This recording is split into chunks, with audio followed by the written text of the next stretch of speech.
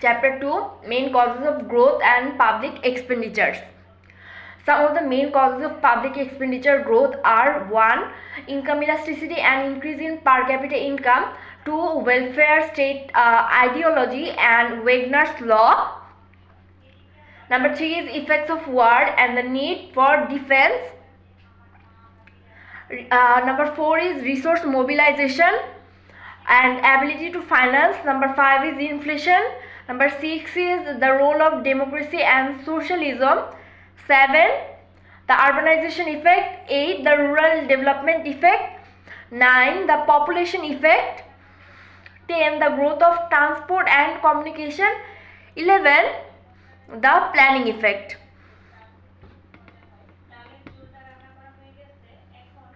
Number 1, increase in the activities of the government. The functions include spread of education, public health, public works, public recreation, social welfare schemes, etc. It is observed that new functions are continuously being undertaken and old functions are being performed more efficiently on a large scale by the government. This leads to an increase in public expenditure. Number 2 is income elasticity and increase in per capita income. According to Musgrave, a rising share of public expenditure in national income is associated with a rise in per capita income. Thus, an increase in per capita income over a period of time may cause a relative rise in public expenditure. This is because the demand for public goods tends to expand with the rise in per capita income. Usually it rises faster than the latter.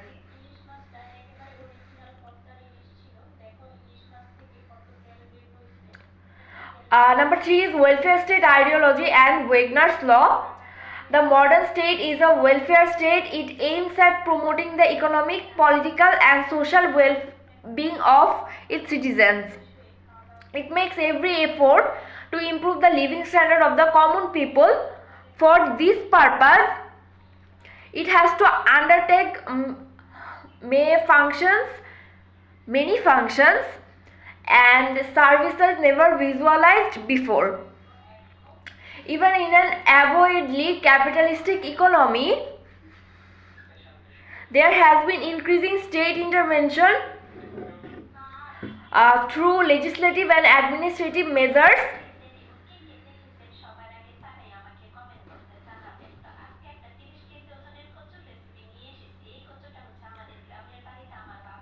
For augmenting production and improving distribution.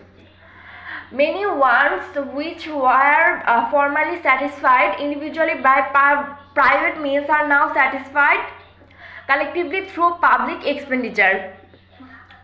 In the classical era, the state was assumed to have a very limited functions under the laissez-faire policy.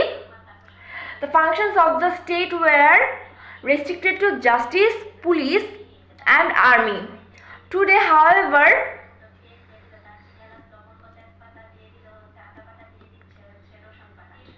the role of the state has changed under the welfare criterion, and there is a persistent trend towards an extensive and intensive increase in the scale of governmental performance. Apart from performing old functions more efficiently and on a larger scale, a modern state constantly undertakes new functions and added responsibilities day by day.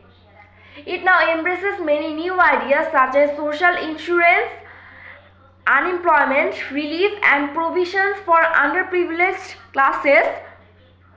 In order to reduce inequalities of income, the state has to spend a large sum on free and cheap medical aid, subsidized food and housing, free education, especially in underdeveloped countries such as Bangladesh. The state expenditure on these social services is rising fast. Fundamentally, public expenditure in modern times shows an increasing trend on account of the ever-increasing scale of state activity. This tendency in economic literature is known as Wagner's law of increasing expansion of state activities.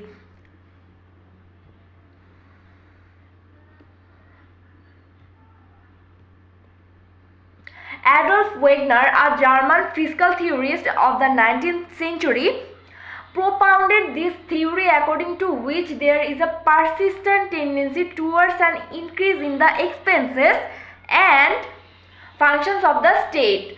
That is, there is a functional relationship between state activities and the relative growth of public expenditure owing to the social progress which is to be realized through state participation in economic fields. Indeed, the welfare aspect of government activities is appropriately described by Wagner as the pressure for social progress. In Wagner's opinion, the pressure for social progress may be regarded as the root cause of the relative growth of public expenditure in modern times.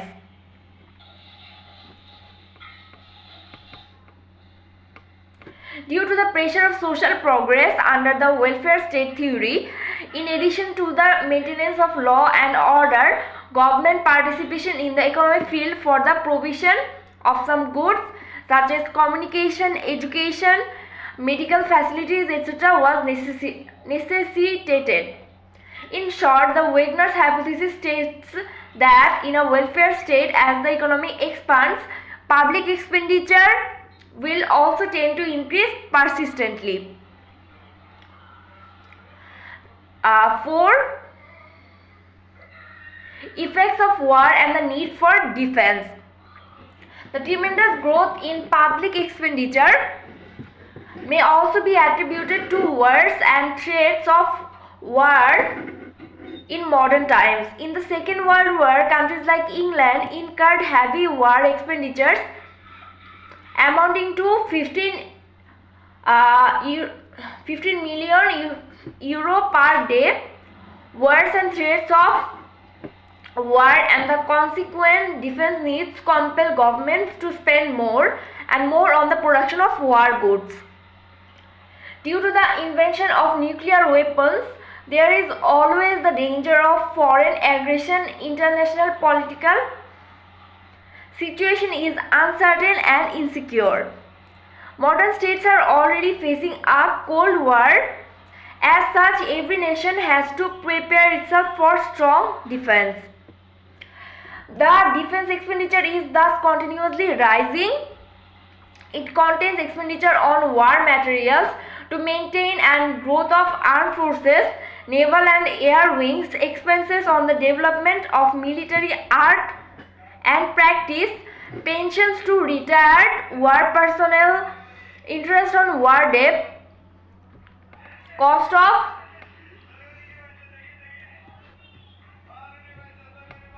rehabilitation, etc. Peacock and Wiseman have referred to the displacement effect in the post-war period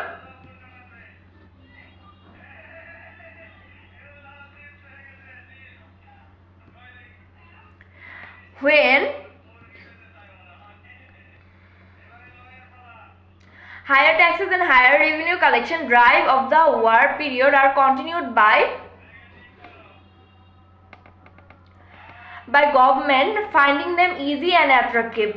The displacement effect may further supplemented by a scale hypothesis, adoption of new social welfare schemes by government on a permanent basis. 5. Resource mobilization and ability to finance. When the government innovates more and more methods of taxation and resource mobilization, its ability to finance public expenditure increases and the size of public expenditure grows. Public sector outlays could be increased by more taxation yields, public debt, foreign aid and deficit financing. 6. Inflation. With the rising prices, the government has to keep on increasing public expenditure to carry out its functions and maintain the supply of public goods intact. During inflation, the government has to pay additional DA to its employees, which obviously call for an extra burden on public expenditure. 7. The role of democracy and socialism. The recent growth of democracy and socialism everywhere in the world has caused public expenditure to increase very much. A democratic structure of government is inevitably more expensive than a totalitarian government.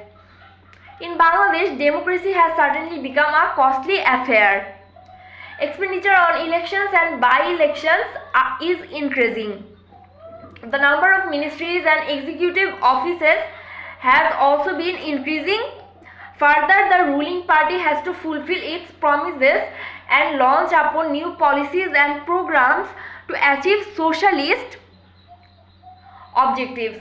In order to create a favorable image in the public, this also requires increasing state expenses in order to provide new amenities and opportunities to the people at large.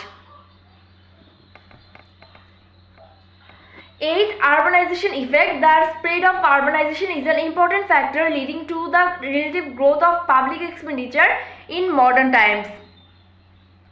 With the growth of urban areas, there has been an increasing tendency of expenditure on civil administration. Expenses on water supply, electricity, provision of transport, maintenance of roads, schools and colleges, traffic controls, public health, parks and libraries, playgrounds, etc. have increased enormously these days. Likewise, the expenditure on courts, prisons, etc. is increasing, especially in the urban sector. The rural development effect. In an underdeveloped country, the government has also to spend more and more for rural development. It has to undertake schemes like community development projects and other social measures.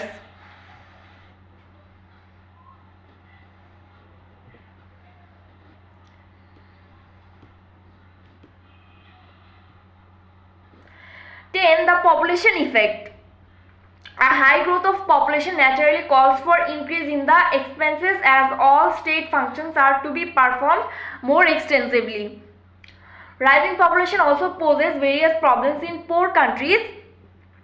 The state will have the added responsibility of solving such problems as food, unemployment, housing and sanitation. Further, overpopulated countries like Bangladesh will have to check the population growth. The state has therefore to spend more and more on family planning campaigns every year. 11. The growth of transport and communication. With the expansion of trade and commerce, the state has to provide and maintain a quick and efficient transport system. Transport being a public utility, the state has to provide it cheaply also. Hence, railway and passenger transport is nationalized. Government is therefore to run transport services even at a loss. This obviously calls for a high expenditure for maintenance and expansion.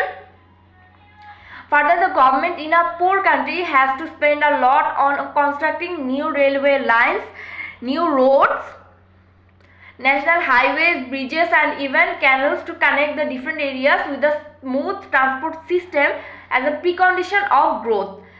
Number 12 is the planning effect.